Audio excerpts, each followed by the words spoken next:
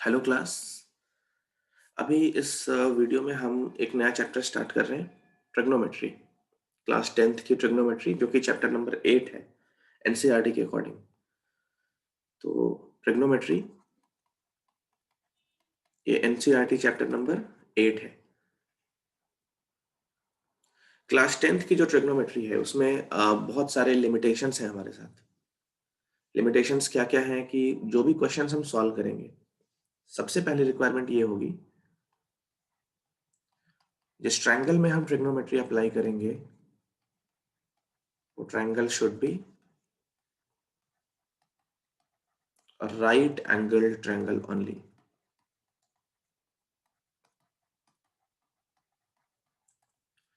Class 10th की trigonometry में कुछ लिमिटेशंस हैं, जिसमें पहली लिमिटेशन ये है कि जो भी ट्रायंगल हम ट्रिग्नोमेट्री में अप्लाई करेंगे वो triangle should be right angle triangle. फिर उसके बाद कुछ सर्टेन नंबर ऑफ एंगल्स पे ही हम डील करेंगे, जैसे एंगल्स जो हम डील करेंगे वो 0 डिग्री, 30, 45, 60 और 90, इन्हीं 5 एंगल्स पे हम ट्रिग्नोमेट्री अप्लाई करेंगे। बट ओवरऑल ट्रिग्नोमेट्री की ये लिमिटेशन नहीं है, ये सिर्फ हमारा क्लास छोटा है इसलिए हमें ऐसी चीजें कंसिडर करनी पड़ रही है। जब हम आगे अगले साल क्लास 11th में जाएंगे तो वहां पे किसी भी एंगल के लिए हम ट्रिग्नोमेट्री अप्लाई करेंगे, किसी भी ट्रायंगल में अप्लाई करेंगे। ये बिल्कुल भी जरूरी नहीं है कि ट्रिग्नोमेट्री सिर्फ राइट एंगल ट्रायंगल में ही होती है। ट्रिग्नोमेट्री की लिमिटेशन नहीं है, ये हमारे क्लास की लिमिटेशन है कि हम क्लास 10th में हैं। इसी वजह से ये दो लिमिटेशंस हमें फुलफिल करनी है। हम राइट एंगल ट्रायंगल के बाहर नहीं जाएंगे और इन एंगल्स को छोड़ के किसी और एंगल पे डील नहीं करेंगे, जैसे 15, 75, 120 डिग्री। इन सब पे हम कोई भी काम नहीं करेंगे। अगले साल हमें इन सब पे भी क्वेश्चंस मिलेंगे, तो ये आप लोग नोट कर लें। सबसे पहले 10th क्लास में जितने भी क्वेश्चन सॉल्व करेंगे वो सारे राइट एंगल ट्रायंगल में होंगे और इन्हीं एंगल्स पे हम ट्रिग्नोमेट्री अप्लाई करेंगे। 0, 30 degree, 45 degree, 60 degree and 90 degree. अब ये सवाल आता है कि ट्रिग्नोमेट्री है क्या, इसका क्या एप्लीकेशन है और कैसे इस पे हम क्वेश्चंस करते हैं। तो ट्रिग्नोमेट्री जो वर्ड है,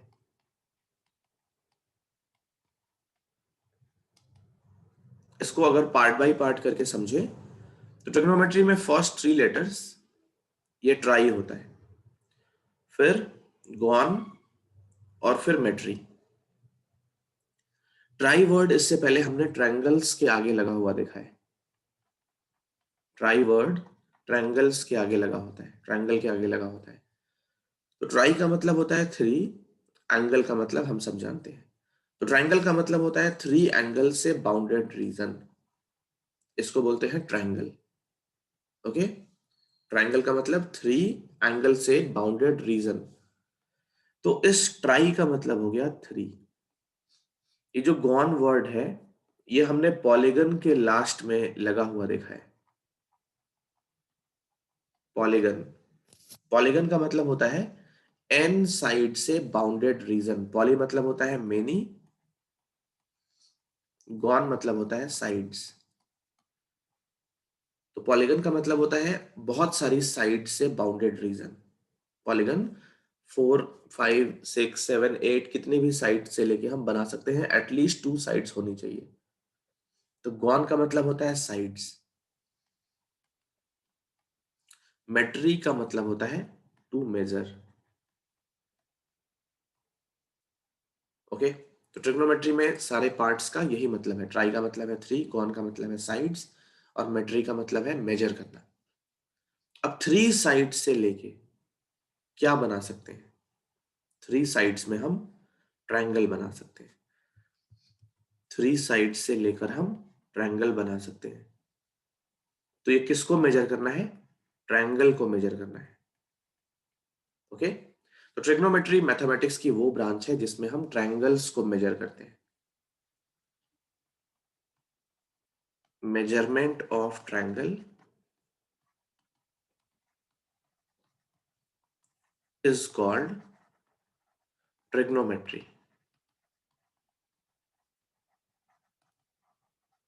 मैथमेटिक्स की ये वो ब्रांच है जिसमें हम ट्रायंगल से रिलेटेड सारी चीजों को मेजर करते हैं। तो क्या क्या मेजर करते हैं? साइड्स मेजर करते हैं और एंगल्स मेजर करेंगे। ट्रायंगल में जो भी पैरामीटर्स होते हैं उनको हम ट्रिग्नोमेट्री की हेल्प से मेजर करेंगे। जैसे ये एंगल अगर 60 डिग्री दे दिया जाए, राइट एंगल ट्रायंगल हम हमेशा लेंगे। ये एंगल 60 डिग्री है, ये साइड 5 है, तो ये वाली साइड अगर पूछी जाए तो कैसे कैलकुलेट करनी है, इस तरीके की चीजें हम करेंगे। ओके, तो साइड्स को मेजर करेंगे और एंगल्स को मेजर करेंगे। ये ट्रिग्नोमेट्री की बेसिक डेफिनेशन है। ट्रिग्नोमेट्री सही से अप्लाई करें इसके लिए हमको पाइथागोरस थ्योरम भी आनी चाहिए, क्योंकि राइट एंगल ट्रायंगल के साथ जो सबसे बेसिक थ्योरम या सबसे बेसिक कॉन्सेप्ट इंट्रोड्यूस होता है वो पाइथागोरस थ्योरम है। तो एक बार हम पाइथागोरस थ्योरम भी डिस्कस कर लेते हैं। ये देखो right angle triangle, right angle triangle में 90 डिग्री की अपोजिट साइड को हाइपोटेन्यूज बोलते हैं। रिमेनिंग साइड्स को हम बेस और परपेंडिकुलर बोलते हैं। ओके, जस्ट इमेजिन मैंने इस वाली साइड को परपेंडिकुलर अज्यूम कर लिया है। अगर मैंने ए बी को परपेंडिकुलर अज्यूम कर लिया है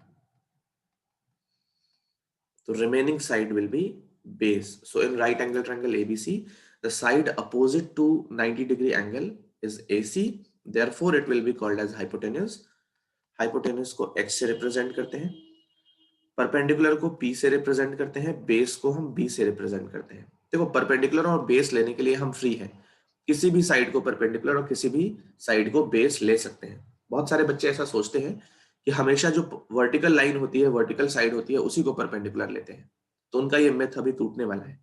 ठीक है, हम थोड़ी देर में ये समझेंगे कि परपेंडिकुलर बीसी भी हो सकता है सर्टेन कंडीशन में। क्लास 9 तक ये चल जाएगा कि जो वर्टिकल साइड है वो परपेंडिकुलर है, जो बेस पे है वो बेस है, और 90 के अपोजिट हाइपोटेनस है। तो ये सारे मिथ अभी थोड़ी देर में टूटने वाले हैं।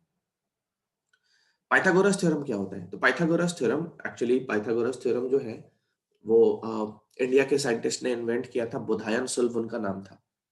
ओके, पाइथागोरस ने बाद में उसको बहुत बाद में इन्वेंट किया।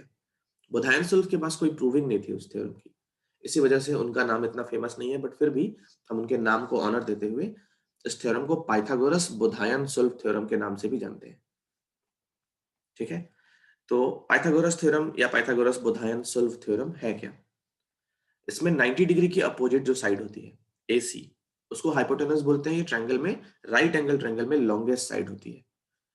तो हाइपोटेनस का square equal to sum of squares of other two sides. तो ये पाइथागोरस थ्योरम है जिसमें AC square is equal to AB square plus BC square. अब इसमें कोई भी दो साइड अगर दी हो, थर्ड साइड हम बहुत आसानी से निकाल सकते हैं। कुछ पाइथागोरियन ट्रिपलेट भी होते हैं। पाइथागोरियन ट्रिपलेट, पाइथागोरियन ट्रिपलेट क्या होते हैं? तो राइट एंगल ट्रायंगल की जो साइड्स होती हैं वो साइड्स मिलके पाइथागोरियन ट्रिपलेट फॉर्म करती हैं। जैसे पहला पाइथागोरियन ट्रिपलेट 3 4 5 है। 3 4 5 पाइथागोरियन ट्रिपलेट है, इसका मतलब ये है कि 3 4 5 किसी राइट एंगल ट्रायंगल की साइड्स हो सकती है। 5 को स्क्वायर करेंगे तो 25, 3 और 4 के स्क्वायर्स को ऐड करेंगे तो 9 प्लस 16। ये पाइथागोरस थ्योरम वैलिड है, मतलब 3 4 5 पाइथागोरियन ट्रिपलेट है। तो कई बार हमको क्वेश्चन में ये याद रहना चाहिए, जैसे 3 4 5 है, सबको याद रहता है। और भी बहुत सारे पाइथागोरियन ट्रिपलेट हैं, जैसे 6 8 और 10, 9 40 और 41, ऐसे बहुत सारे हैं। ओके, 5 12 13, 5 12 और 13, तो ये सारे हमारे पाइथागोरियन ट्रिपलेट हैं, मतलब ये तीनों राइट एंगल ट्रायंगल की साइड्स हो सकती हैं। इनका बहुत खास मीनिंग है जब हम ट्रिग्नोमेट्री के क्वेश्चंस को ऑब्जेक्टिवली सॉल्व करना चाहते हैं। आपको जितने पाइथागोरियन ट्रिपलेट याद है या फिर ये पाइथागोरस थ्योरम को माइंड में कैलकुलेट करना बहुत अच्छे से अगर आता है, तो ट्रिग्नोमेट्री के मैक्सिमम क्वेश्चन हम ऑब्जेक्टिवली भी सॉल्व कर सकते हैं। कई बार ये नीट वगैरह के पेपर में ऐसे क्वेश्चंस आते हैं जिसमें हमको कैलकुलेशन बहुत फास्ट रखनी पड़ती है, वहां पे स्टेप्स उतने मैटर नहीं करते हैं। तो इस केस में हमको पाइथागोरस थ्योरम को बहुत अच्छे से अप्लाई करने आना चाहिए, और ये पाइथागोरियन ट्रिपलेट्स हम जितने याद कर सकते हैं उतनी अच्छी बात है। ठीक है, तो ये ट्रिग्नोमेट्री की बेसिक थी। अब हम ट्रिग्नोमेट्री के कुछ बेसिक आइडेंटिटीज पे चलते हैं। ओके,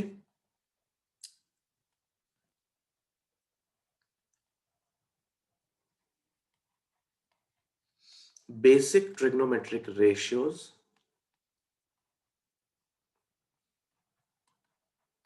बेसिक ट्रिग्नोमेट्रिक रेशियोज, इनको हम टी रेशियो भी बोलते हैं। ओके, ये जो बेसिक ट्रिग्नोमेट्रिक रेशियोज हैं टोटल 6 होती है, टोटल 6 होती है। कैसे इनको हम समझते हैं वो देखिए।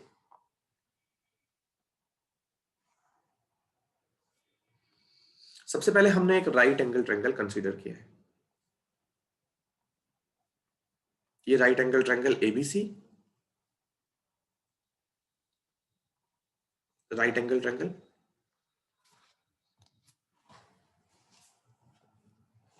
अब इस राइट एंगल ट्रायंगल में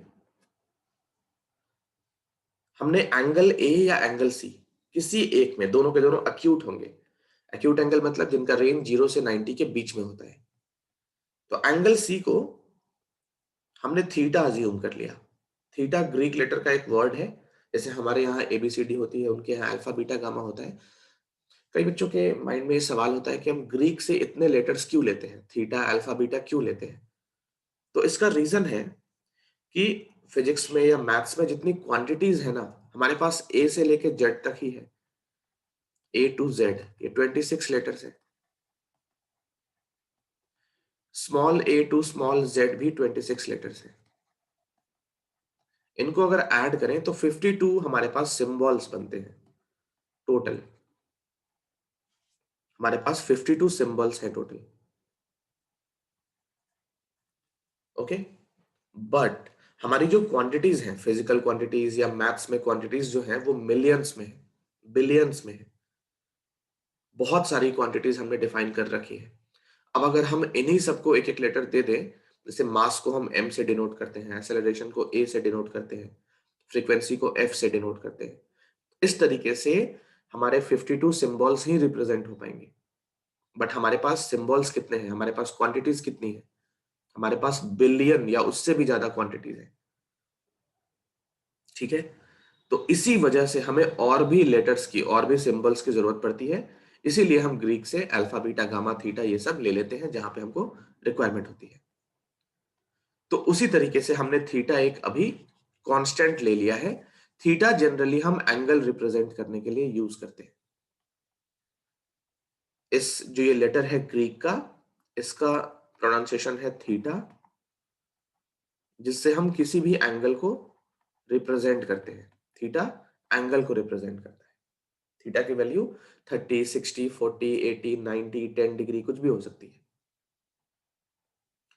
अब 90 डिग्री की अपोजिट साइड ये होती है हाइपोटेनस।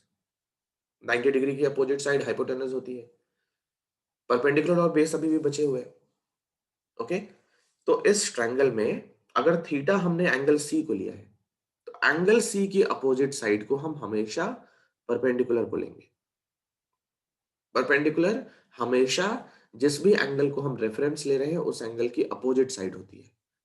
परपेंडिकुलर और हाइपोटेनस को डिसाइड कर लेने के बाद जो साइड बच जाती है उसको हम बेस बोलते हैं। अगर हमने एंगल ए को थीटा लिया होता, जैसे अल्फा लिया है, एंगल ए को अगर हमने अल्फा लिया है, तो क्या है, अल्फा के लिए परपेंडिकुलर है बीसी, क्योंकि अल्फा की अपोजिट साइड बीसी है। ठीक है, और अल्फा के लिए बेस कौन सा है, ए बी है। अल्फा और थीटा दोनों ही के लिए हाइपोटेनस एसी है, क्योंकि हाइपोटेनस एंगल पर डिपेंड नहीं करता है, वो हमेशा 90 डिग्री की अपोजिट साइड होती है। तो अभी हमने ये देखा कि परपेंडिकुलर और बेस जो होते हैं वो इंटरचेंज होते रहते हैं। डिपेंड ये करता है कि कौन से एंगल को हमने रेफरेंस लिया है, किस एंगल के बारे में बात हो रही है। तो अगर थीटा लिया है हमने, थीटा के लिए उसकी अपोजिट साइड ए बी, वो होती है परपेंडिकुलर, और बीसी होता है बेस। बट अगर हमने रेफरेंस पे अल्फा को लिया है, तो अल्फा एंगल के लिए परपेंडिकुलर बीसी है और बेस ए बी है। इसका हम ध्यान रखेंगे। अब हमारे पास 6 बेसिक ट्रिग्नोमेट्रिक रेशियोज हैं। रेशियो मतलब किसी दो क्वांटिटी, दो सेम क्वांटिटी का रेशियो। ओके, तो पहला रेशियो, इसका नाम है साइन। रेशियो नंबर 2, इसका नाम है cosine. Third tangent, fourth cotangent, fifth secant और सिक्स्थ कोसिकेंट। ये 6 रेशियोज हैं, बेसिक ट्रिग्नोमेट्रिक रेशियोज हैं। इन सारे रेशियोज में जो इनका फेमस नेम है, साइन को SINE लिखते हैं, बट इसका एक्चुअल नेम SINE है, बट इन शॉर्ट इसको हम SIN इस नाम से जानते हैं। कोसाइन को हम कॉस के नाम से जानते हैं, टेंजेंट को हम टैन के नाम से जानते हैं, कोटेंजेंट को हम कॉट के नाम से जानते हैं, सीकेंट को हम सेक के नाम से जानते हैं, कोसिकेंट को हम कॉस यूज नहीं कर सकते क्योंकि सब में हमने 3 लेटर्स यूज किया है। इसमें अगर 3 लेटर्स यूज करें तो कॉस ऑलरेडी यूज हो चुका है, तो इसमें हम 5 लेटर्स यूज करते हैं, कोसेक। कोसेक को हम CSC भी लिख सकते हैं, ये भी कोसिकेंट थीटा को रिप्रेजेंट करता है। ये सारे के सारे जो रेशियोज हैं ये अपने आप में कुछ नहीं है, खुद में इनका कोई एग्जिस्टेंस नहीं है। बिना एंगल के ये रेशियोज कंप्लीट नहीं होते। तो अगर कहीं पे भी लिखा हो साइन इक्वल टू 4/5, ये बिल्कुल मीनिंगलेस है, इसका कोई मीनिंग नहीं है, इसका कोई मतलब नहीं है। ओके, तो ये गलती हम कभी ना करें। जब भी हम किसी ट्रिग्नोमेट्रिक रेशियोज को लिखेंगे उसके साइड में एंगल का होना एकदम कंपलसरी है। साइन इक्वल टू 4/5 ये बिल्कुल मीनिंगलेस स्टेटमेंट है, इसका कोई मीनिंग नहीं है। तो कहने का मतलब ये सारे के सारे रेशियोज किसी सर्टेन एंगल के साथ ही डिफाइन होते हैं। तो हम इन सारे रेशियोज को इस थीटा के लिए डिफाइन करते हैं, sine theta, cos theta, tan theta, cot theta, sec theta और कोसेक थीटा। ओके, अब इनकी वैल्यू क्या होती है? मैंने बताया ये सारे रेशियोज हैं, और किसके रेशियोज हैं? तो ये साइड्स के रेशियोज हैं। ये जो 6 रेशियोज हैं वो साइड्स के रेशियो हैं। अब साइन थीटा किसी 2 साइड को डिवाइड करके आएगा, कॉस थीटा भी किसी 2 साइड को डिवाइड करके आएगा। देखते हैं साइन थीटा की वैल्यू क्या होती है। देखो, साइन का मतलब होता है थीटा के लिए हमें परपेंडिकुलर और हाइपोटेनस का रेशियो चेक करना है। साइन का मतलब क्या होता है? थीटा के लिए परपेंडिकुलर और हाइपोटेनस का रेशियो। तो थीटा के लिए परपेंडिकुलर कौन सा है? AB। और हाइपोटेनस कौन सा है? AC।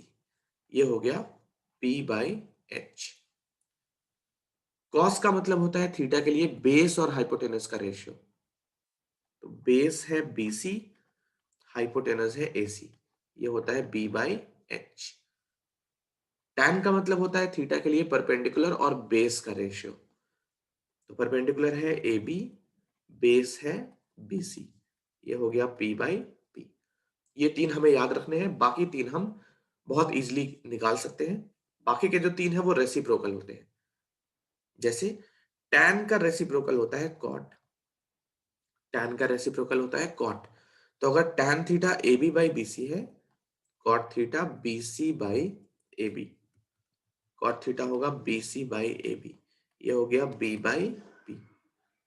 सेक थीटा कॉस का रेसिप्रोकल होता है, कॉस का रेसिप्रोकल, तो ये हो गया AC/BC, मतलब H/B। और कोसेक थीटा होता है साइन का रेसिप्रोकल, तो ये होता है AC/AB H/P। ये हमारे 6 ट्रिग्नोमेट्रिक रेशियोज हैं। सबसे इंपॉर्टेंट बात यह है कि किसी भी रेशियो को बिना एंगल के हम कभी भी नहीं लिखेंगे।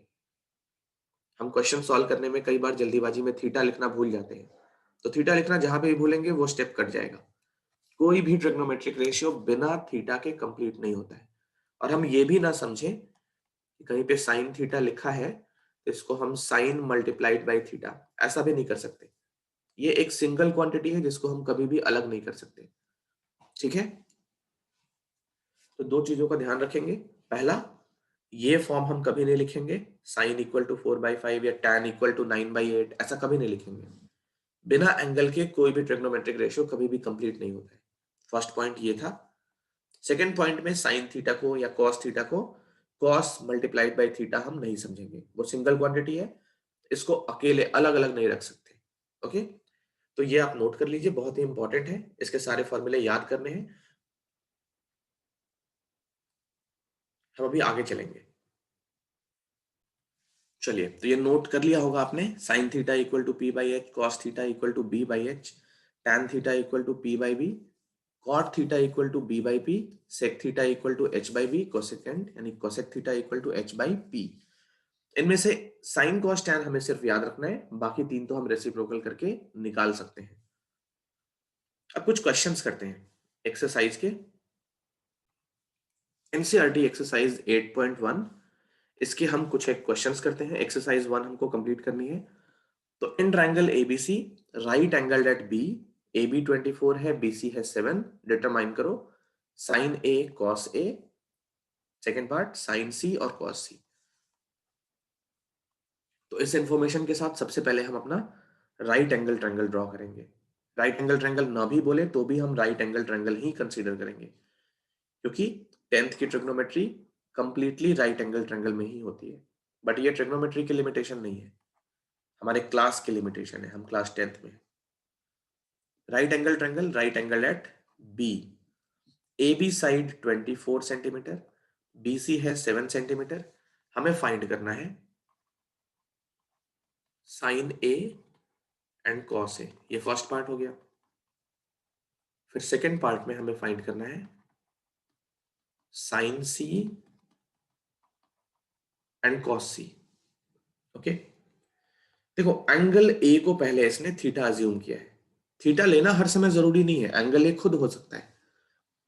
ए भी खुद एक एंगल है, तो साइन ए भी लिख सकते हैं, चाहो तो एंगल ए को थीटा भी ले सकते हैं, है ना। तो थीटा लेना हर समय जरूरी नहीं है, हम साइन ए कॉस ए इन सब में भी डील कर सकते हैं।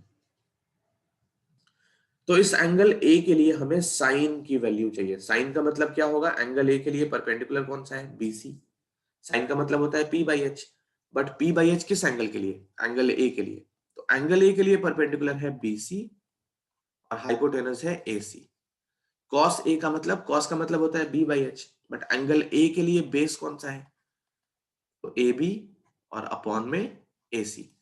इसी तरीके से इनकी वैल्यूज हम लिखेंगे अभी। इसी तरीके से साइन सी अगर निकाला जाए तो साइन का मतलब फिर से पी बाई एच, बट अब पी बाई एच किसके लिए, एंगल सी के लिए। तो एंगल सी के लिए परपेंडिकुलर है ए बी और hypotenuse always A C. Cos C, cos का मतलब बी बाई एच, लेकिन किसके लिए, एंगल सी के लिए। तो एंगल सी के लिए बेस है बी सी, हाइपोटेनस है ए सी। ठीक है, अब यहाँ पे ये सारे रेशियोज हम फाइंड कर पाएंगे अगर हमारे पास तीनों साइड्स की वैल्यू हो, क्योंकि एसी तो हर जगह पे चाहिए। दो साइड गिवन है, थर्ड साइड निकालने के लिए हम पाइथागोरस थ्योरम यूज करने वाले हैं। In triangle A B C, A B C में पाइथागोरस थ्योरम कैसे लिखेंगे, using Pythagoras theorem. Pythagoras theorem, 90 की opposite side A C square equal to A B square plus B C square. तो A C square हमको calculate करना है, A B square 24, ये हो गया 7, 24 का स्क्वायर 576 और 7 का स्क्वायर 49, इनको ऐड करेंगे तो 625। तो ए सी की वैल्यू मिल गई अंडर रूट 625, ये होता है 25 सेंटीमीटर। तो ए सी मिल गया 24 सेंटीमीटर, ये हमने कैलकुलेट कर लिया। अब इन सारे रेशियोज की वैल्यू हम बहुत आसानी से निकाल सकते हैं। तो बीसी हो गया 7 centimetre upon 25 centimetre, centimetre centimetre cancel, तो ये हो गया 7/25। याद रखेंगे कोई भी रेशियो जब कैलकुलेट करेंगे तो आंसर में जो न्यूमेरिकल कांस्टेंट आएगा उसकी कोई यूनिट नहीं होगी, क्योंकि रेशियोज जितने भी होते हैं वो सारे यूनिट लेस, डायमेंशन लेस, उनका कोई यूनिट नहीं होता है, कोई डायमेंशन नहीं होता है, क्योंकि वो सेम क्वांटिटीज का रेशियो है, तो जो भी यूनिट होगा ना वो कैंसिल हो जाएगा। कॉस ए बी है 24 और ये है 25, साइन सी, तो ये हो गया 24/25, कॉस सी कितना हो गया, तो एंगल बी सी है 7/25। ये हमारा फर्स्ट क्वेश्चन हमने सॉल्व कर लिया। आई होप ये क्वेश्चन सबको क्लियर है। इनमें हमने क्या सीखा कि ट्रायंगल में कोई भी दो साइड दी हो, थर्ड साइड निकाल लेते हैं और जब हमारे पास तीनों साइड है फिर किसी भी एंगल के लिए कोई भी रेशियो कैलकुलेट करना बहुत इजी हो जाएगा। ठीक है, तो पाइथागोरस थ्योरम बहुत इंपॉर्टेंट है और साइन कॉस टैन की जो बेसिक फॉर्मूले हैं, बेसिक ट्रिग्नोमेट्रिक रेशियोज हैं, वो हमको याद होना चाहिए। चलते हैं नेक्स्ट क्वेश्चन पे।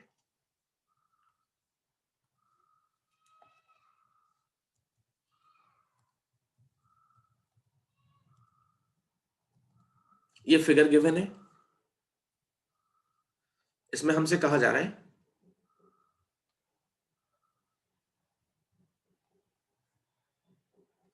In the given figure find tan p minus cot r। तो इस फिगर में हमें tan p minus cot r इसकी वैल्यू फाइंड करनी है। ओके, तो एंगल p के लिए tan चाहिए और एंगल r के लिए cot चाहिए। मैंने बताया था थोड़ी देर पहले कि तीनों साइड अगर हमारे पास है तो हम कोई भी रेशियो किसी भी एंगल के लिए फाइंड कर सकते हैं। तो सबसे पहले हम ये मिसिंग साइड कैलकुलेट करते हैं using Pythagoras theorem.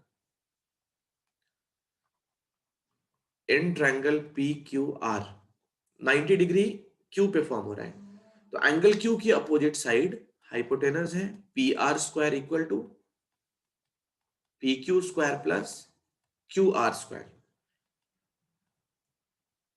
P R square 13, P Q square 12 square और क्यू आर का स्क्वायर। 13 स्क्वायर 169, 12 स्क्वायर 144 और ये क्यू आर स्क्वायर। तो क्यू आर का स्क्वायर हो गया 169 माइनस 144, जिसको सिंप्लीफाई करके 25। सो क्यू आर की वैल्यू मिल गई √25, जिसको हम 5 सेंटीमीटर लिख सकते हैं। तो क्यू आर हो गया 5 सेंटीमीटर। अब हम कैलकुलेट करते हैं tan p। एंगल p के लिए tan चाहिए। tan का मतलब क्या होता है, p by b, perpendicular upon base. तो एंगल p के लिए परपेंडिकुलर है क्यू आर और बेस है पी क्यू, जिसकी वैल्यू मिल रही है 5/12। कॉट आर, देखो कॉट सेक और कॉसेक में अभी थोड़ा सा स्टार्ट में हमें परेशानी हो सकती है क्योंकि इनके डायरेक्ट फॉर्मूला हम याद नहीं रख पाएंगे, लेकिन जितना जल्दी आप याद कर लें उतना अच्छा रहेगा। अभी के लिए मैं ये बताता हूं कि कॉट जब भी निकालना हो तो tan r पहले निकाल लो, या फिर डायरेक्ट फॉर्मूला याद है तो बहुत अच्छी बात है, लेकिन अगर याद नहीं है, स्टार्ट है बिल्कुल, तो tan और कॉट रेसिप्रोकल होते हैं एक दूसरे के। कॉट r अगर निकालना है तो tan r पहले निकाल लो और उसका रेसिप्रोकल कर लो। ठीक है, तो tan होता है p बाई बी। अगर हम cot r की बजाय tan r पहले कैलकुलेट करें तो tan होता है p by B. Angle r के लिए परपेंडिकुलर कौन सा है, एंगल r के लिए परपेंडिकुलर है पी क्यू और बेस है क्यू आर। तो ये tan r का मतलब है। cot r क्या होगा, इसका रेसिप्रोकल, तो Q are upon P Q. ये भी हो गया 5/12। अब इन दोनों को माइनस करना है, तो जब इन दोनों को माइनस करेंगे तो साइन चेंज करना होगा। LHS हो गया tan p minus cot r और RHS पे दोनों कट जाएंगे, तो ये आंसर हो गया 0। tan p minus cot r की वैल्यू कितनी आएगी, 0। ये हमारा क्वेश्चन नंबर 2 भी सॉल्व हो गया। कॉपी कर लो इसको। चलो नेक्स्ट क्वेश्चन पे चलते हैं।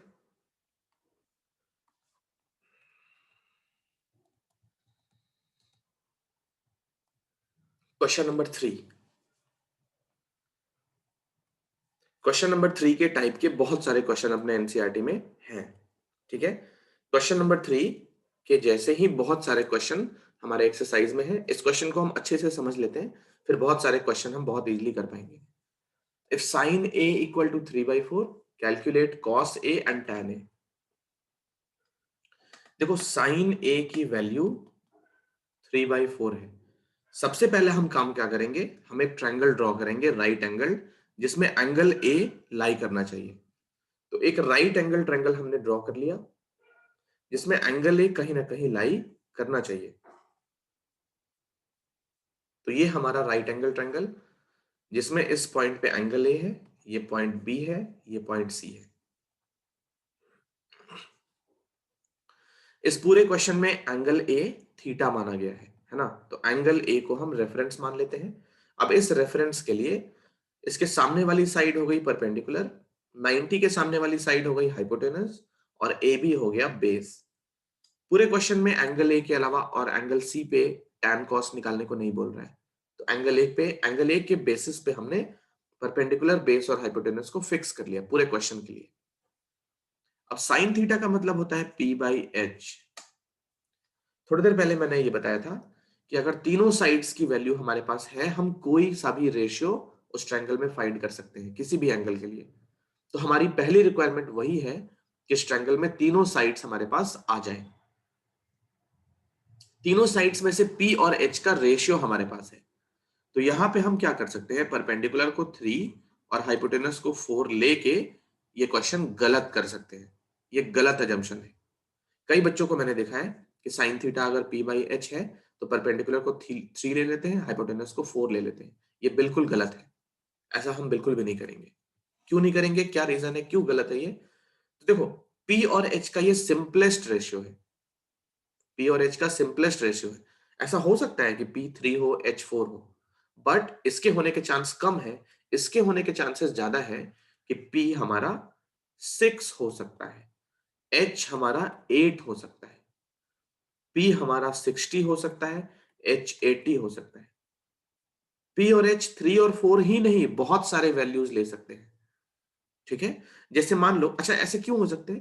क्योंकि 60/80 जब सिंप्लीफाई करोगे तो 0 से 0 कैंसिल, 2 से 3 और 2 से 4, ये सिंप्लीफाइड फॉर्म में 3/4 है। P और H की एक्चुअल वैल्यू हमें बिल्कुल भी नहीं पता। P और H की एक्चुअल वैल्यू हमें नहीं पता। ठीक है, याद होगा हमें बहुत सारे क्वेश्चंस कर रखे हैं, जैसे एजेस का रेशियो दिया होता है दो फ्रेंड्स का। The ratio of ages of two friends A and B is 3:5। तो क्या करते थे यहाँ पे, फ्रेंड ए के एज को हम 3x, बी के एज को 5x, ऐसा लेते थे कि नहीं लेते थे? फ्रेंड ए का एज 3 years तो नहीं लेते थे, बी का एज 5 year तो नहीं लेते थे कभी। तो इसी तरीके से जब भी किसी दो क्वांटिटीज का रेशियो दिया होता हो, हमें एक प्रोपोर्शनैलिटी कांस्टेंट को लेना, हमें लेना पड़ता है, प्रोपोर्शनैलिटी कांस्टेंट लेना पड़ता है। यहाँ पे x क्या है हमारा? प्रोपोर्शनैलिटी कांस्टेंट है।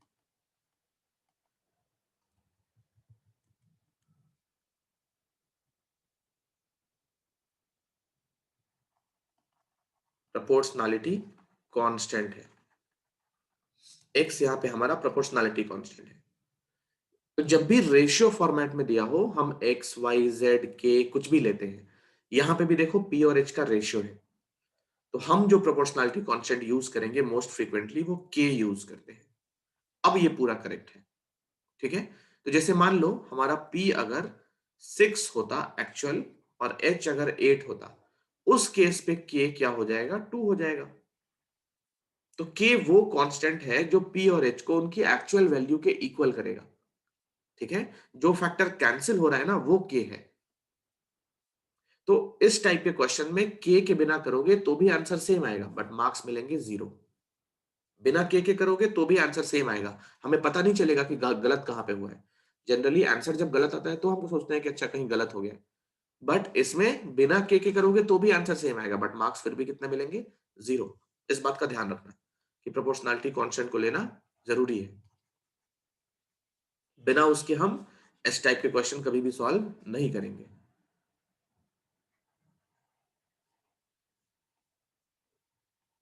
यहां पे मैं लिख लेता हूं, ये के जो है लेना बहुत जरूरी है। इस के का अगर किसी को नाम चाहिए तो ये के प्रोपोर्शनैलिटी कांस्टेंट है। प्रोपोर्शनैलिटी, इस के को प्रोपोर्शनैलिटी कांस्टेंट बोलते हैं। के ले सकते हैं, एक्स ले सकते हैं, वाई ए से लेकर जेड तक, या कोई नया कांस्टेंट भी ले सकते हैं। अब ये पी हमको मिल चुका है, ये 3k है, और एच हमको मिल चुका है 4k। ठीक है, थर्ड साइड जब तक नहीं निकालेंगे हम कोई भी रेशियो फाइंड नहीं कर पाएंगे। थर्ड साइड निकालने के लिए Pythagoras theorem, in triangle A B C using Pythagoras theorem,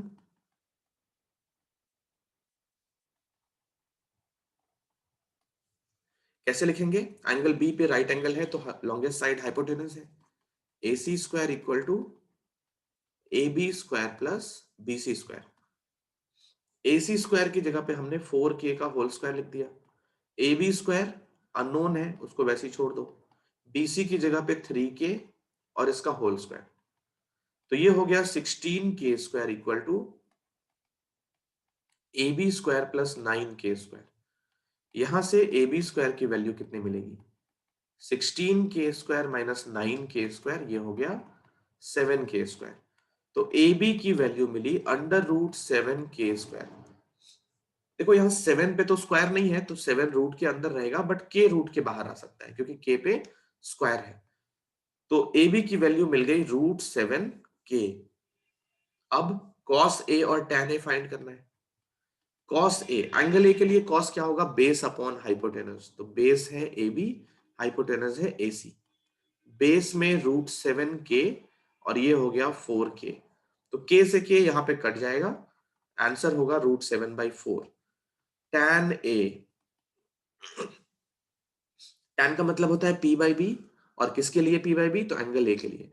अब एंगल ए के लिए परपेंडिकुलर है BC और बेस है AB। तो ये हो गया 3k अपॉन √7k। k से k कैंसिल, 3 अपॉन √7, चाहो तो इसको रैशनलाइज कर लो। तो ये √7 अपॉन √7, 3√7 अपॉन 7, कोई भी यूनिट नहीं लिखेंगे, यही हमारा आंसर है। इसको कॉपी कर लो।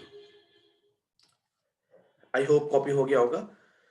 देखो इस क्वेश्चन में, क्वेश्चन नंबर 3 में सबसे इंपॉर्टेंट बात हमने क्या सीखी है कि बिना के इस क्वेश्चन को सॉल्व नहीं करना है। बिना प्रोपोर्शनलिटी कांस्टेंट लिए इस क्वेश्चन को सॉल्व नहीं करना है। क्यों नहीं करना है? क्योंकि साइन ए अगर 3/4 है तो वो दो साइड्स का रेशियो है। रेशियो को कभी भी हम डायरेक्टली नहीं लेते हैं, वहां पे एक कांस्टेंट लेते हैं। क्वेश्चन नंबर 3 पे बेस्ड बहुत सारे क्वेश्चन हमारी एक्सरसाइज में है, चलो उनको देखते हैं। तो नेक्स्ट क्वेश्चन पे चलते हैं।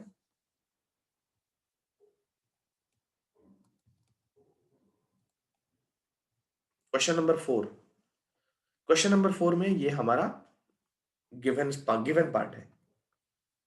15 cot a = 8, हमें साइन और सेक फाइंड करना है। सबसे पहला काम, cot a की वैल्यू फाइंड कर ले। cot a की वैल्यू इस क्वेश्चन में 8/15 हो गई। cot क्या होता है? तो cot tan का रेसिप्रोकल होता है। अब अगर tan p/b है तो ये b/p हो गया। हम क्या करेंगे? b को 8 और p को 15 नहीं लेंगे। b होता है 8k, 15k होगा हमारा p। तो राइट एंगल ट्रायंगल ड्रॉ करेंगे, वहां पे मिसिंग साइड फाइंड करेंगे पाइथागोरस यूज करके, और उसके बाद जो भी रेशियो पूछता है वो रेशियो हम बहुत इजीली कैलकुलेट कर सकते हैं। यहां पे भी पूरे क्वेश्चन में हमें एंगल ए के बारे में ही बात करना है। तो एंगल ए के अकॉर्डिंग हम परपेंडिकुलर, बेस और हाइपोटेनस को फिक्स कर ले पूरे क्वेश्चन के लिए। एंगल ए हमारा रेफरेंस है, तो इसके लिए परपेंडिकुलर 90 के अपोजिट हाइपोटेनस और रिमेनिंग साइड बेस। बेस इस क्वेश्चन में 8k है, परपेंडिकुलर है 15k। पाइथागोरस यूज करके हम हाइपोटेनस फाइंड करते हैं, उसके बाद फिर साइन और सेक निकालना बहुत इजी हो जाएगा। तो in triangle ABC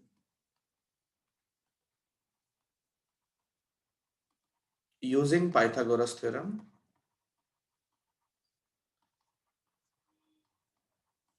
Pythagoras theorem कैसे यूज करेंगे? एंगल बी की अपोजिट साइड। तो AC square equal to AB square plus BC square. AC square हमारा अननोन है, उसको हम वैसे ही छोड़ देते हैं। AC स्क्वायर हमारे लिए अननोन है। AB स्क्वायर की वैल्यू 8k स्क्वायर और BC स्क्वायर की वैल्यू 15k का स्क्वायर। 8k का स्क्वायर हो गया 64k स्क्वायर, 15 का स्क्वायर 225 और k स्क्वायर, इनको ऐड करके 289k स्क्वायर। तो AC की वैल्यू मिली √289k स्क्वायर। देखो 289, 17 और ये k, इसका होल स्क्वायर लिख सकते हैं। 17 का स्क्वायर 289 होता है। तो AC की न्यूमेरिकल वैल्यू आ गई 17k, क्योंकि दोनों पे स्क्वायर बना हुआ है तो रूट के बाहर दोनों आ जाएंगे। AC हो गया 17k, ये हमने कैलकुलेट कर लिया 17k। अब साइन ए अगर फाइंड करना है तो एंगल ए के लिए साइन, साइन का मतलब होता है p/h। एंगल ए के लिए परपेंडिकुलर BC और हाइपोटेनस AC। तो ये हो गया 15k अपॉन 17k, आंसर हो गया 15/17। सेक ए, सेक का मतलब होता है, सेक कॉस का रेसिप्रोकल है। तो कॉस अगर b/h है, सेक क्या होगा? h/b। ओके, तो एंगल ए के लिए h, AC और बेस कितना है ए बी, ये हो गया 17k अपॉन 8k, तो आंसर हो गया 17/8। ये हमारे क्वेश्चन नंबर 4 भी हमने सॉल्व कर लिया। तो कुछ आइडिया लग रहा होगा कैसे क्वेश्चन सॉल्व कर रहे हैं हम लोग, ठीक है। ट्रिग्नोमेट्री बहुत इजी टॉपिक है, बहुत इजी। ट्रिग्नोमेट्री और इसका एप्लीकेशन दोनों मिला के हमारे फाइनल एग्जाम में क्वेश्चंस पूछे जाएंगे, ठीक है। इसको कॉपी कर लो। चलिए कॉपी हो गया होगा, हम चलते हैं नेक्स्ट क्वेश्चन पे।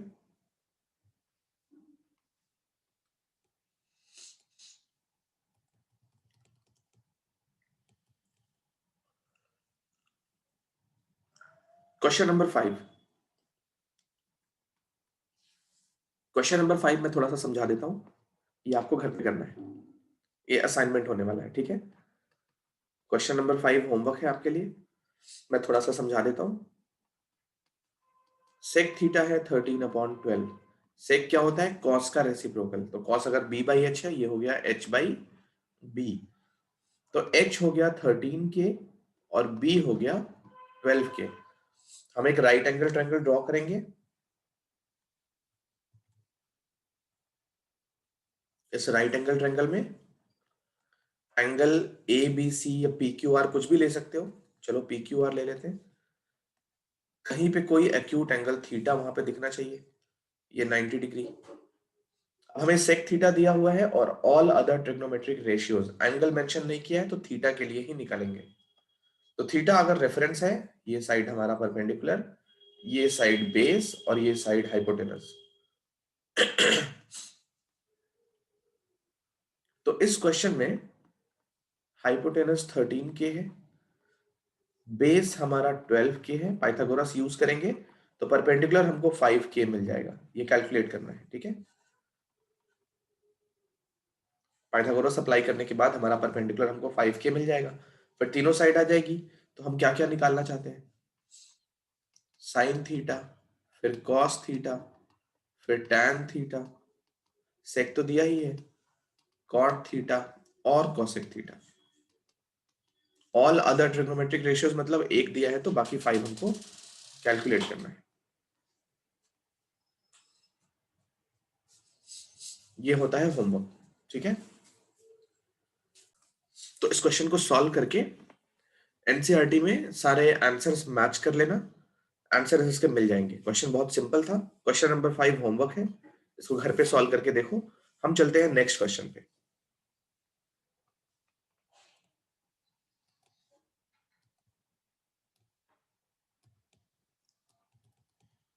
Question number 6।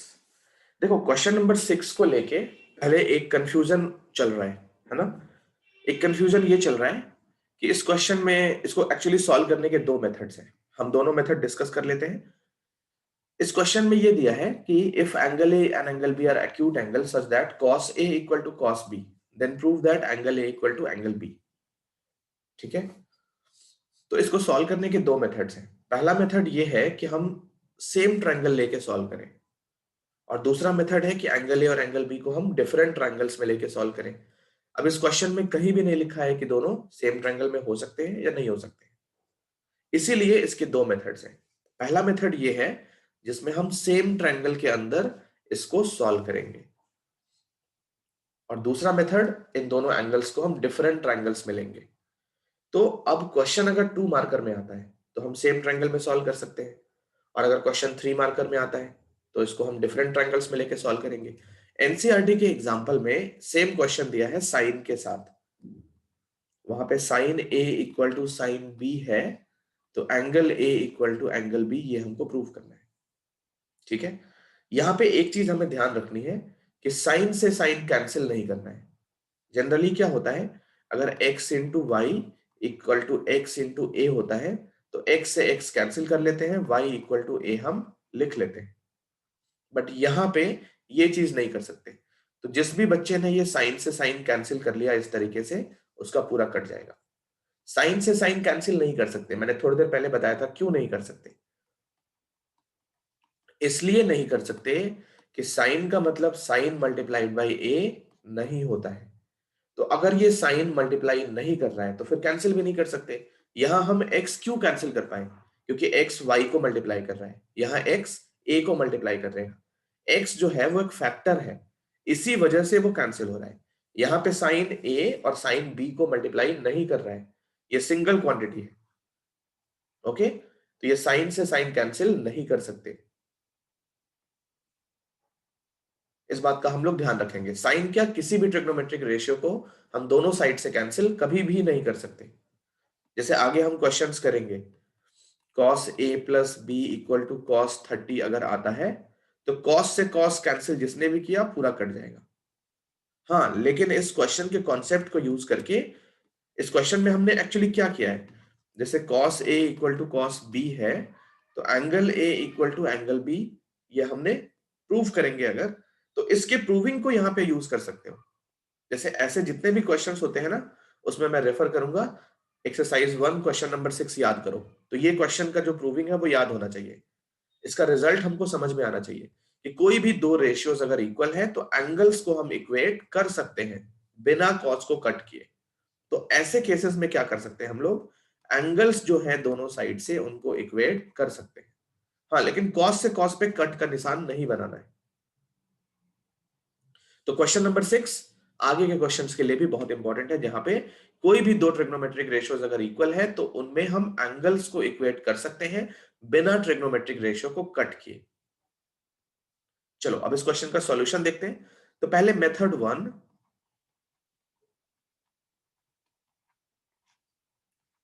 Using same triangle. NCERT में जो सॉल्व किया है एग्जांपल में, वो दूसरे वाले मेथड से सॉल्व किया है, डिफरेंट ट्रायंगल्स में लेकर उसने सॉल्व किया है, ठीक है। बट इसका एक प्रूविंग सेम ट्रायंगल के अंदर भी होता है। कैसे होता है वो देखो, बहुत ही सिंपल प्रूविंग है। हम एक राइट एंगल ट्रायंगल ड्रॉ करेंगे, राइट एंगल के अलावा और कोई ट्रायंगल ड्रॉ कर भी नहीं सकते।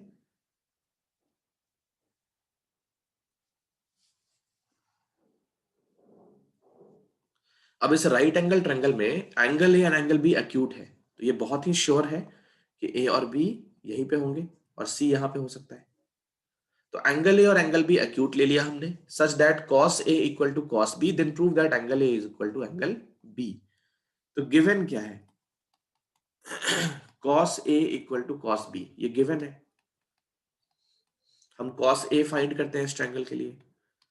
इस ट्रायंगल में cos a, cos का मतलब b बाई h, और किसके लिए, एंगल a के लिए। तो एंगल a के लिए बेस है AC और हाइपोटेनस है AB। इसी तरीके से cos b कितना होगा, एंगल b के लिए cos कितना होगा, तो BC अपॉन AB। अब ये दोनों अगर इक्वल है, cos a cos b अगर इक्वल है तो AC अपॉन AB ये इक्वल होगा BC अपॉन AB के, ठीक है। AB दोनों साइड से कैंसिल, तो जो बचता है वो AC इक्वल टू BC है। अब इसको जरा ऑब्जर्व करो, ये ट्रायंगल राइट एंगल तो है, बट AC और BC के इक्वल होने से ये आइसोसेलेस राइट एंगल ट्रायंगल बन गया।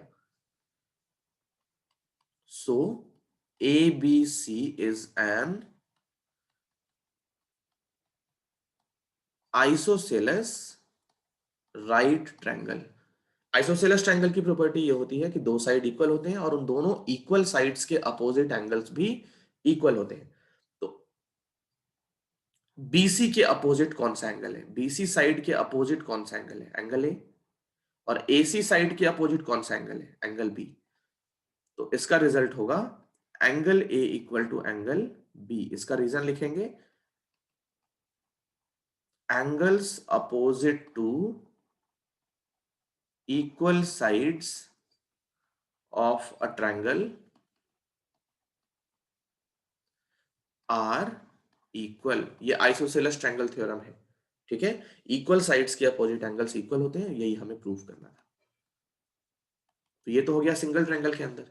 एक मेथड इसका ये भी है जिसमें हम दो अलग अलग ट्रायंगल्स में इनको लेते हैं, मेथड 2, यूजिंग टू ट्रायंगल्स। तो ये वाला जो मेथड है वो सिमिलैरिटी यूज करके होता है, ठीक है। सिमिलैरिटी वाला मेथड भी बोलते हैं, तो इसको ऐसे भी लिख सकते हैं, यूजिंग सिमिलैरिटीज। तो जिन बच्चों ने ट्रायंगल्स पढ़ा है अच्छे से, सिमिलैरिटीज के हल्के फुल्के कॉन्सेप्ट जानते हो वही इस क्वेश्चन को अच्छे से समझ पाएंगे। अगर आपने सिमिलैरिटीज नहीं पढ़ा है तो मेरा ट्रायंगल्स में जो वीडियो मैंने डाला है लेक्चर 3, वहां पे जाके आप देख सकते हैं। सिमिलैरिटीज की सारे एक्सरसाइज के क्वेश्चन वहां पे सॉल्व है विद कॉन्सेप्ट्स। तो इस क्वेश्चन में हम सिमिलैरिटीज के कॉन्सेप्ट को यूज करेंगे। एंगल ए और एंगल बी को हम डिफरेंट ट्रायंगल्स में बनाएंगे। देखो कैसे बनाते हैं, ये भी बहुत सिंपल होता है।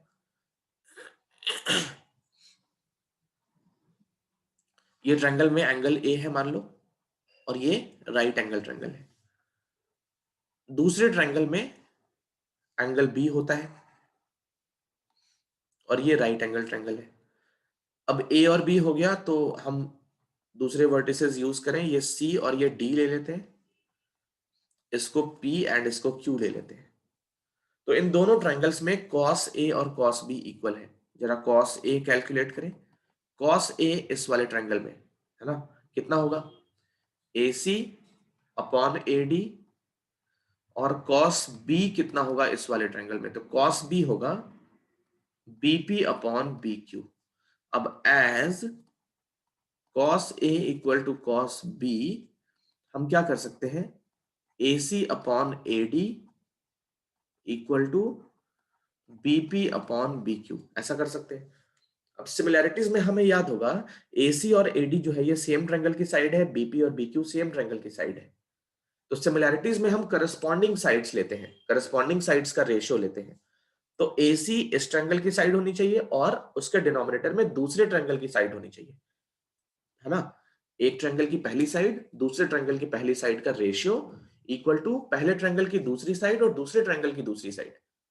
तो डिनोमिनेटर में और न्यूमरेटर में सेम ट्रायंगल की साइड नहीं होनी चाहिए।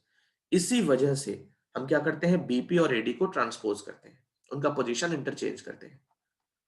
तो AC अपॉन बीपी ये हो गया AD अपॉन BQ, दोनों इक्वल है, इनको हमने K मान लिया है। अब देखो जरा AC और BP, तो AC ये वाली साइड, BP ये वाली साइड, दोनों ट्रायंगल में फर्स्ट साइड का ratio is equal to AD ये सेकंड साइड और BQ सेकंड साइड। तो दो साइड अभी तक प्रोपोर्शनल आई है और इनका रेशियो कितना है, K। अगर हम DC और QP का भी रेशियो K प्रूव कर देते हैं तो ये ट्रायंगल ट्रिपल एस से सिमिलर हो जाएगा। अब सिमिलर ट्रायंगल में सारे करस्पॉन्डिंग एंगल्स इक्वल होते हैं, तो हमारा यही इंटेंशन है कि DC और QP का भी रेशियो K आए। तो ACD ट्रायंगल में, इन ट्रायंगल ACD अगर हम पाइथागोरस अप्लाई करें तो AD स्क्वायर कितना होगा, ये होगा AC square plus CD square. तो यहां से अगर हम CD स्क्वायर कैलकुलेट करें, ये हो गया AD square minus AC square. इसको बना लिया इक्वेशन नंबर 2, ये हमारा इक्वेशन नंबर 1 था। इसी तरीके से ट्रायंगल BPQ में अगर हम पाइथागोरस अप्लाई करें तो BQ स्क्वायर कितना होगा, ये होगा BP square plus PQ square. तो यहां से अगर हम QP साइड यानी PQ साइड कैलकुलेट करें तो वो होगा BQ square minus BP square. इसको बना लिया इक्वेशन नंबर 3। ठीक, अब 2 और 3 में दोनों साइड के स्क्वायर्स हैं। इस वाले इक्वेशन से अगर हम CD की वैल्यू निकालना चाहते हैं, CD की वैल्यू, क्योंकि रेशियो हमें क्या चाहिए, CD अपॉन PQ चाहिए, CD square upon PQ square नहीं चाहिए। तो CD की वैल्यू क्या लिखेंगे, AD square minus AC square का अंडर रूट, और यहां से PQ की वैल्यू क्या लिखेंगे, under root of BQ square minus BP square. ठीक है, अब एक बार जरा हम CD अपॉन PQ कैलकुलेट करते हैं, CD अपॉन PQ। तो CD की value under root of AD square minus AC square divided by PQ की value BQ square minus BP square. ठीक है, नेक्स्ट देखो AD स्क्वायर निकालना है तो इस वाले को हम इक्वेट करते हैं, AD को K के टर्म्स में निकाल लेते हैं। AD कितना होगा, अगर AD बाई BQ K है तो AD की वैल्यू क्या होगी, K टाइम्स BQ। तो AD की जगह पे K BQ और इसका स्क्वायर माइनस AC के लिए हम इस वाले को K से इक्वेट करते हैं, तो AC की वैल्यू क्या होगी, K times BQ, K BQ और इसका square divided by BQ square minus BP square. इसको सॉल्व करते जाते हैं तो न्यूमरेटर में हो गया K square BQ square, K square BQ square minus K square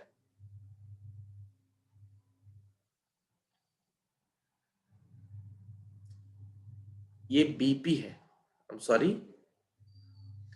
ये जो AC है ना वो K टाइम्स BP है, ये BP है, ये P है, K square BP square divided by BQ square minus BP square. तो न्यूमरेटर से K स्क्वायर कॉमन हो रहा है जो कि रूट के बाहर कर लेते हैं, तो K स्क्वायर अगर रूट के बाहर आ गया K, ये हो गया BQ square minus BP square divided by BQ square minus BP square. तो ये रूट के क्वांटिटीज कैंसिल हो जाते हैं। यहां से हमने ये देखा कि CD बाई PQ भी कितना आ गया, K आ गया, है ना। तो इसको बना लिया इक्वेशन नंबर 4। अब from 3 and 4, from 1 and 4, equation 1 और 4 से क्या मिल गया, AC by BP equal to AD by BQ equal to CD by PQ, ये तीनों K आ रहे हैं। तो इसका मतलब ये है, देखो CD by PQ third side भी प्रोपोर्शनल आ गई, तो क्या हुआ result, triangle ADC is similar to BQP और रीजन क्या रखेंगे, ट्रिपल S। तो ट्रायंगल अगर सिमिलर हो गया तो करस्पॉन्डिंग वर्टेक्स पे जो एंगल फॉर्म हो रहे हैं वो इक्वल होंगे, angle A equal to angle B, और ये हो गया प्रूव। तो क्वेश्चन नंबर 6 के दोनों मेथड्स ये आपके सामने, इनको कॉपी कर लो। ठीक है, तो क्वेश्चन नंबर 6 कॉपी हो गया होगा। अब हम चलते हैं नेक्स्ट क्वेश्चन पे। क्वेश्चन नंबर 6 के बाद हम करते हैं question number 8। Question number 7 assignment है आपके लिए।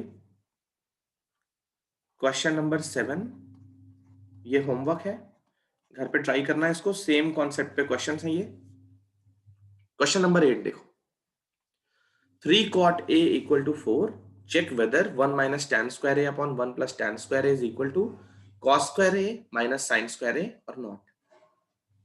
तो इसका हमें वेरिफिकेशन करना है, ठीक है। cot A इन्होंने दिया हुआ है हमको, cot A कितना दिया है, 4/3। तो cot का मतलब क्या होता है, cot का मतलब होता है B बाई P। तो बेस है 4K, परपेंडिकुलर है 3K। B और P हमको मिल चुका है। सबसे पहले हम राइट एंगल ट्रायंगल ड्रॉ करते हैं। राइट एंगल ट्रायंगल में एंगल ए वहां पे होना चाहिए, और पूरे क्वेश्चन में एंगल ए के लिए ही सारे रेशियोज पूछ रहा है।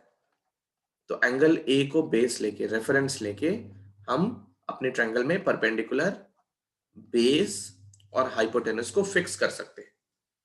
परपेंडिकुलर है 3K, बेस इन्होंने दिया है 4K, हाइपोटेनस अभी हमको नहीं पता है। तो पहला पहला काम क्या करते हैं, हाइपोटेनस फाइंड करते हैं पाइथागोरस यूज करके। इन ट्रायंगल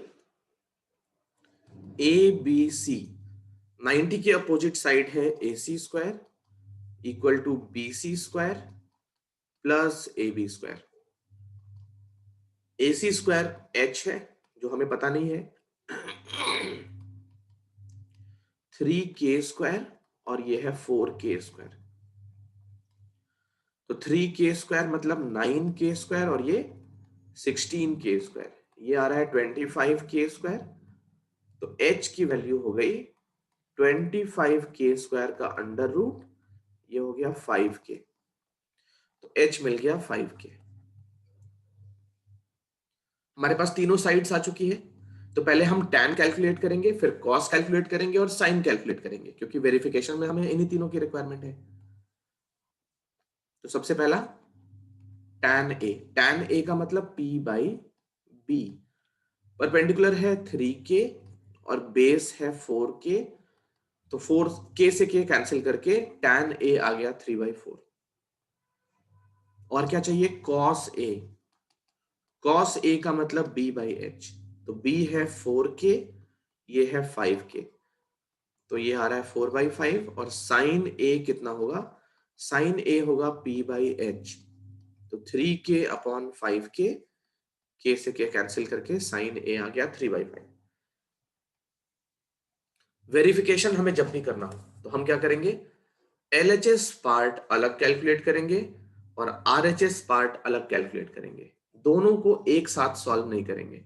मतलब इधर भी वैल्यू रखें उधर भी वैल्यू रखें, दोनों को इक्वल कर लें, ऐसा नहीं करेंगे। हम एलएचएस पार्ट अलग कैलकुलेट करेंगे, आरएचएस पार्ट अलग, क्योंकि हमें नहीं पता वो इक्वल है कि नहीं है। तो यहां कैलकुलेट करते हैं left hand side. Left hand side में 1 माइनस tan स्क्वायर ए अपॉन 1 प्लस tan स्क्वायर ए, तो ये 1 माइनस tan स्क्वायर ए की जगह पे 3/4 और उसका होल स्क्वायर, 1 प्लस 3/4 का होल स्क्वायर।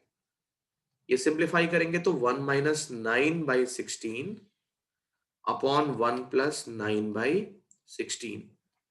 तो न्यूमरेटर में एलसीएम लेके सॉल्व करना है। 16 माइनस 9 ये हो गया 7/16 और 16 प्लस 9 25/16। 16 16 कैंसिल, तो एलएचएस आ रहा है 7/25। ओके, अब कैलकुलेट करेंगे आरएचएस। राइट हैंड साइड में है cos square A minus sine square A.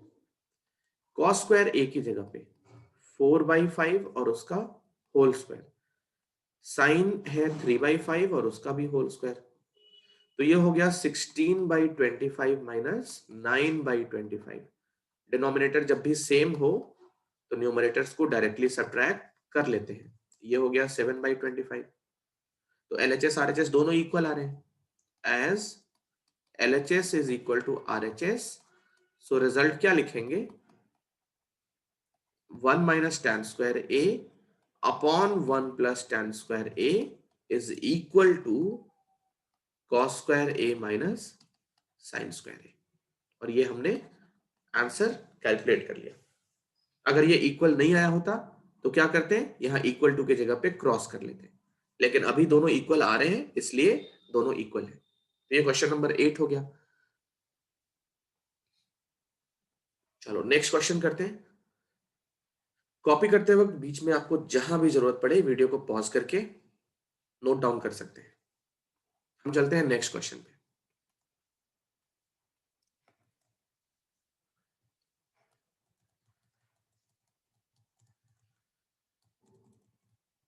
Question number 9, ये दो पार्ट्स हैं। क्वेश्चन नंबर 9 में दो पार्ट्स हैं और नाइन्थ इंपॉर्टेंट है। In triangle ABC right angle at B, तो पहले हम फिगर ड्रॉ कर लेते हैं।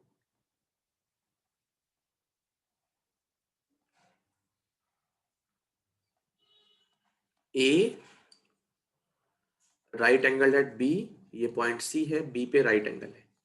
tan ए है 1/√3, tan ए है 1/√3। एंगल ए के लिए tan मतलब p बाई बी। अच्छा, p बाई बी कौन सी साइड लेनी है, तो देखो एंगल ए और एंगल सी दोनों के लिए पूछा जा रहा है, तो यहाँ पे p b h को ट्रायंगल में हम फिक्स नहीं कर सकते, क्योंकि h तो भले फिक्स कर ले लेकिन p और b इंटरचेंज होंगे एंगल के आधार पे, है ना। तो यहाँ पे हम ट्रायंगल में p b h नहीं लिखेंगे, हम साइड्स के टर्म्स में बात करेंगे। तो tan a 1/√3 है। अब tan a का मतलब p बाई बी, लेकिन किसके लिए, एंगल a के लिए। तो एंगल ए के लिए परपेंडिकुलर है BC और बेस है AB। तो BC की वैल्यू मिल गई 1 इंटू के, दैट इज K, और AB की वैल्यू मिल गई √3 के, है ना। तो BC हो गया K, AB हो गया √3 के। हमको निकालना है अभी हाइपोटेनस। पाइथागोरस अप्लाई करें। In triangle ABC using Pythagoras theorem,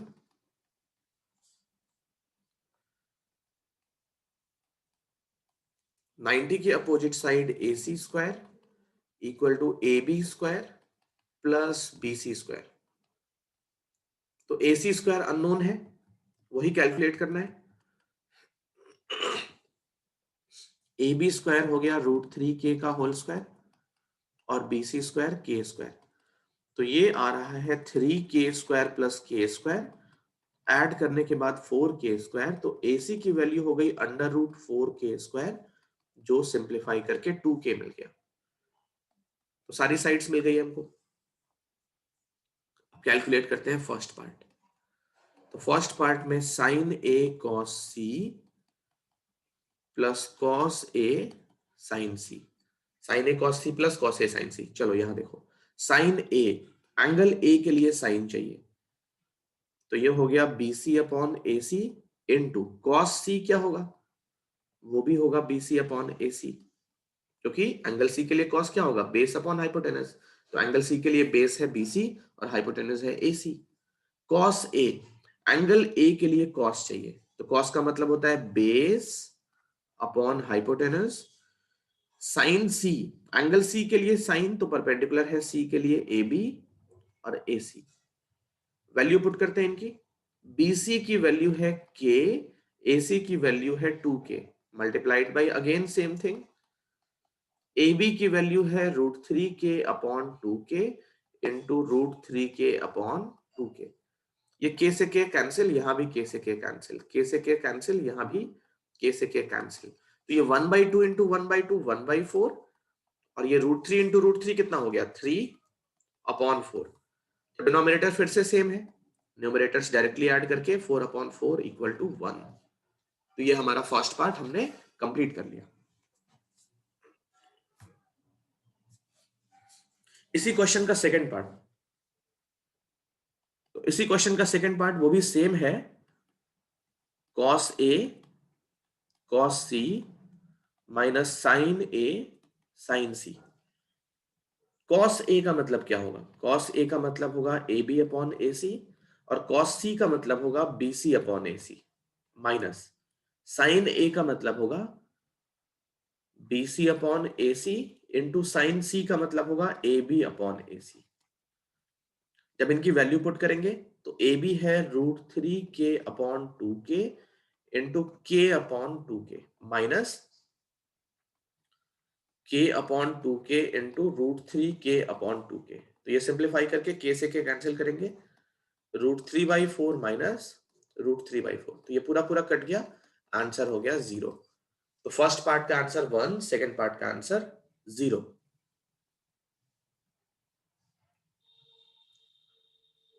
copy कर लो।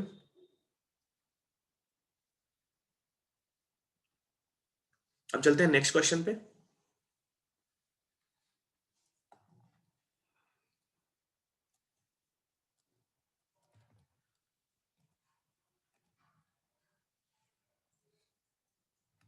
क्वेश्चन नंबर 10, एक राइट एंगल ट्रायंगल PQR है, तो पहले फिगर ड्रॉ कर लेते हैं।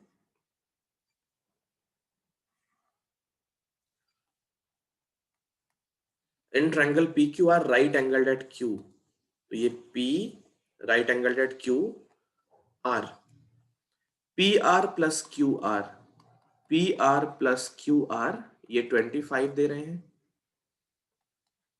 PQ की वैल्यू 5 है।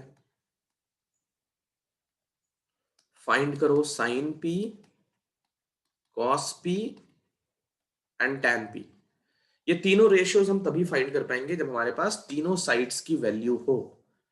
PQ तो 5 पता है, बाकी दोनों साइड्स अभी नहीं पता है। हाँ, बाकी दोनों साइड्स का सम पता है। तो जब तक हमारे पास तीनों साइड्स की न्यूमेरिकल वैल्यू नहीं आती है, हम कोई भी रेशियो फाइंड नहीं कर पाएंगे। इस वाले को थोड़ा सा ऑपरेट करते हैं। P R plus Q are, ये दोनों रिमेनिंग साइड्स हैं। तो इन साइड्स में से इमेजिन करो हमने आर क्यू को एक्स ले लिया, हम पी आर को भी एक्स ले सकते हैं। तो हमने क्या किया, पी क्यू को एक्स ले लिया। तो पी क्यू को जैसे एक्स लिया, पी आर प्लस एक्स कितना हो गया 25। अब यहां से पी आर की वैल्यू कितनी मिल गई 25 माइनस एक्स, तो ये हो गया 25 माइनस एक्स। अब इस ट्रायंगल में पाइथागोरस लगाएंगे, तो एक सिंगल वेरिएबल एक्स लिया है वो कैलकुलेट हो जाएगा। In triangle P Q R using Pythagoras theorem,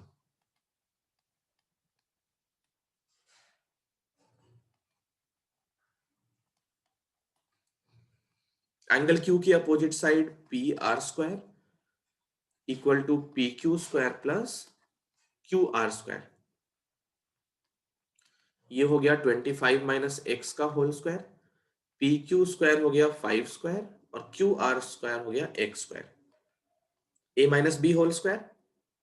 तो ए स्क्वायर हो गया 25 का square 625 plus B square minus 2 into A into B, 2 into A into B, ये हो गया 25 प्लस एक्स स्क्वायर। देखो एक्स स्क्वायर से X square cancel, 625 minus 50x equal to 25, 50 को आरएचएस पे और 25 को एलएचएस पे, 625 माइनस 25 इक्वल टू 50x। तो 50x की वैल्यू कितनी मिल रही है? 50x की वैल्यू मिल रही है 600। यहां से x की वैल्यू मिल जाएगी 600 अपॉन 50। इसको सिंप्लीफाई करके क्या लिख सकते हैं? 0 से 0 कैंसिल, ये आ गया 12। तो x की वैल्यू मिल गई 12, मतलब पी क्यू हो गया x 12 सेंटीमीटर, ये 12 आ गया। और पी आर को हमने 25 माइनस एक्स लिया था, तो 25 माइनस 12 कितना हो गया? 13, ये हो गया 13। अब देखो साइन पी, तीनों ही हमको एंगल पी के लिए चाहिए, तो इस साइड को परपेंडिकुलर, इस साइड को बेस, इस साइड को हाइपोटेनस ले सकते हैं। साइन पी हो गया परपेंडिकुलर अपॉन हाइपोटेनस, परपेंडिकुलर कितना हो गया? 12 अपॉन 13। कॉस पी हो गया बेस अपॉन हाइपोटेनस, ये हो गया 5 अपॉन 13। और टैन पी कितना हो गया? परपेंडिकुलर बाई बेस, तो ये हो गया 12 बाई 5। तो ये हो गया क्वेश्चन नंबर 10 भी कंप्लीट। चले नेक्स्ट क्वेश्चन पे।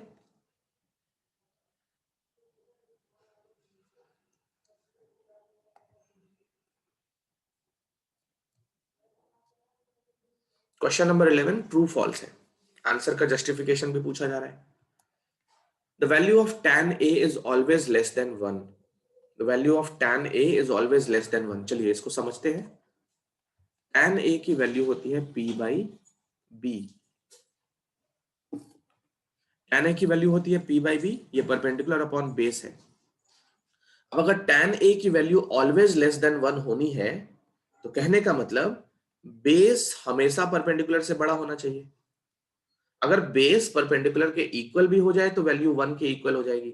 अगर बेस 1 से छोटा हो जाए, बेस परपेंडिकुलर से छोटा हो जाए, तो तीन केसेस हम डिस्कस करते हैं।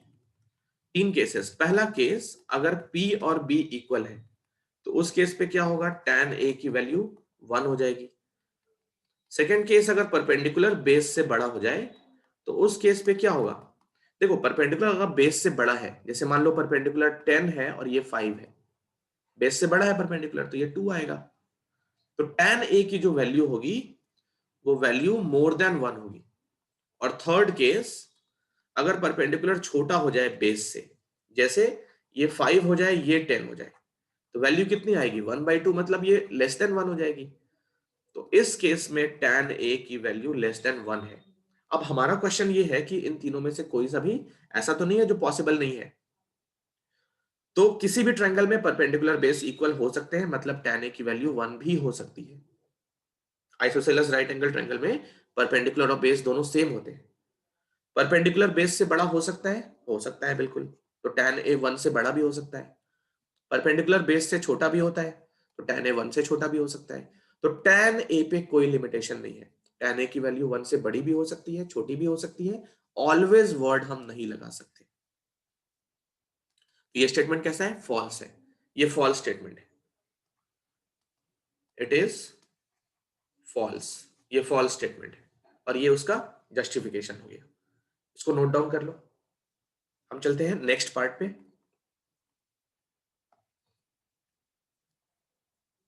sec a equal to 12/5 for some value of angle a। sec a 12/5 हो सकता है कि नहीं किसी पर्टिकुलर एंगल a के लिए। चलो, तो sec a कितना होता है? h बाई b होता है, क्योंकि sec cos का रेसिप्रोकल है। अब हाइपोटेनस तो लॉन्गेस्ट साइड होती ही है, तो हाइपोटेनस अगर लॉन्गेस्ट साइड है, h तो b से बड़ा ही होगा। अब यहाँ पे h इस वाले केस में h कितना लेना है, 12k लेना है, और b कितना लेना है, 5k लेना है। तो यहाँ देखो h तो बड़ा है ही, तो ये स्टेटमेंट करेक्ट है, क्योंकि सेके में हाइपोटेनस हमेशा बड़ा होता है, तो ये स्टेटमेंट करेक्ट है। रीजन क्या है कि hypotenuse is the longest side, so value of sec A can be 12 by 5. Value of sec A can be 12 by 5 for some angle capital A. sec A की वैल्यू 12 by 5 हो सकती है। sec A की value हमेशा 1 से बड़ी होती है, ये ध्यान रख सकते हैं हम लोग।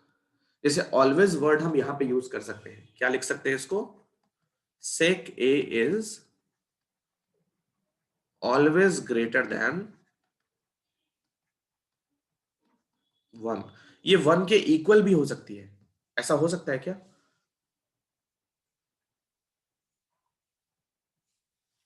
sec A 1 के इक्वल हो सकता है क्या? एक केस आएगा जहां पे sec A इक्वल होगा, तो ग्रेटर और इक्वल टू भी लिख सकते हैं, ठीक है। एक केस आएगा जब हम थीटा के डेरिवेशन करेंगे ना, तो वहां पे सीखेंगे कि sec A की वैल्यू 1 भी हो सकती है। एक पर्टिकुलर केस आता है जहां पे sec A की वैल्यू 1 होती है, बट वो हम अभी नहीं कर रहे हैं। अभी के लिए बस ये समझो कि ये करेक्ट स्टेटमेंट है। इसको कॉपी कर लो, हम नेक्स्ट पे चलते हैं। Third part, cos A is the abbreviation used for cosecant of angle A। ये फॉल्स है। देखो cos का पूरा नाम क्या होता है, cos का पूरा नाम होता है कोसाइन, और कोसिकेंट किसका होता है, कोसेक का होता है, कोसेक का होता है कोसिकेंट, है ना। तो cos का एब्रिविएशन कोसिकेंट नहीं है, ओके, तो ये फॉल्स स्टेटमेंट है। इसका आंसर ये लिख लो, cos A is the abbreviation used for cosine of angle A। Cosecant किसका होता है, कोसेक का। Next part, cot A is the product of cot and A, ये फॉल्स स्टेटमेंट है। तब से हम यही डिस्कस कर रहे हैं कि कोई भी रेशियो एंगल के साथ मल्टीप्लाई नहीं कर सकते, तो ये फॉल्स है। Sine theta equal to 4/3 for some angle theta, अभी देखते हैं। देखो साइन थीटा की वैल्यू क्या होती है, साइन थीटा की वैल्यू होती है p/h। तो ये तो हमें पता है ऑलवेज कि परपेंडिकुलर हाइपोटेनस से छोटा ही आना है। हाइपोटेनस अगर लॉन्गेस्ट साइड है तो परपेंडिकुलर कभी भी बड़ा नहीं हो सकता है, बट इस केस में इसने लिखा है as sine theta equal to 4/3, तो ये तो p/h की वैल्यू होनी चाहिए। तो परपेंडिकुलर 4k और हाइपोटेनस 3k, ये पॉसिबल नहीं है। हाइपोटेनस परपेंडिकुलर से छोटा पॉसिबल नहीं है, इसी वजह से ये स्टेटमेंट फॉल्स है। साइन थीटा की वैल्यू देखो यहाँ पे 4/3 है ना, तो ये 1.33 आती है, 1.3 पे बार आता है। साइन थीटा की वैल्यू कभी भी 1 से बड़ी नहीं हो सकती है, स्टेटमेंट को लिख लोगे। Sine theta and cos theta भी can never be more than 1। Sine theta की वैल्यू 1 से बड़ी कभी भी नहीं हो सकती है, तो ये 4/3 वैसे ही रिजेक्टेड है। नेक्स्ट पार्ट, ओके, तो नेक्स्ट पार्ट नहीं था इसमें। एक्सरसाइज 8.1 हमने पूरा कंप्लीट कर लिया, सारे कॉन्सेप्ट्स को सीखे हैं। इस लेक्चर में सबसे इंपॉर्टेंट बात हमने ये सीखी है कि मैं एक बार रिकॉल करा देता हूं जल्दी से। हमने सबसे पहले साइन थीटा ये सीखा है कि p/h होता है, कॉस थीटा b/h होता है, टैन थीटा p/b होता है, कॉट थीटा टैन का रेसिप्रोकल है तो इसलिए वो b/p होता है, सेक थीटा h/b होता है क्योंकि ये कॉस का रेसिप्रोकल है, और कोसेक थीटा h/p क्योंकि वो साइन का रेसिप्रोकल है। पहला पॉइंट तो हमने ये सीखा। Point number 2, trigonometry 10th class की हम राइट ट्रायंगल में अप्लाई करेंगे। ठीक है, हमारे सारे क्वेश्चन केवल राइट एंगल ट्रायंगल में होंगे। और आगे के लेक्चर्स में हम ये भी सीखेंगे कि साइन थीटा में थीटा अगर 30 हो जाए तो क्या होगा, तो न्यूमेरिकल वैल्यू कितनी होगी। जैसे साइन 30 डिग्री कितना होगा, नेक्स्ट लेक्चर में हम ये सब करेंगे।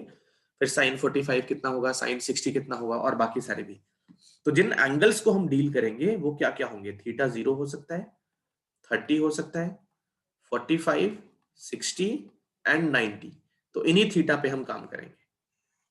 सेकेंड पॉइंट था हमारा ये।